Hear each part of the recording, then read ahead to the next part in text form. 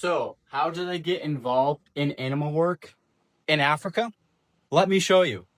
It starts with a trip to Kenya under a behavioral ecology of African mammals study abroad. During college, after my first year, went over there, and obviously there's animals. We did safaris at night, in the day, saw lions, elephants, zebra, went to different safari camps, obviously ran anywhere that I could that was safe enough. There's the amenities.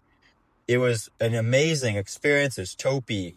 You just had an array of wildlife, and I hadn't been over here before. And seeing the vastness of, for example, the Masai Mara, just how far it stretched. And here's a run where I ran into a dik-dik, amazing animal. And it also, a big part of this was obviously research. It was for a study abroad. We were there to try to learn more about the behavioral ecology. And the project that my group would end up focusing on would be on giraffe movements between male and females and figuring out essentially what movements meant what.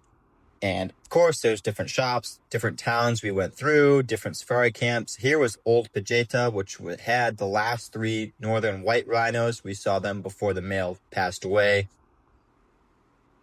Very, very different areas of terrain that we visited. Some were higher, some were lower, some were more vast, some were more hilly. Met with locals, talked to, several different wildlife experts, as well as people that managed poaching units. Here's some more of the research stuff we were doing. These guys were cool. There's always little mongoose everywhere. And then did some traps and some research there. Very, very cool. And also got to shoot bow and arrows. Here's a typical safari vehicle. There's some bugs. Really an amazing time.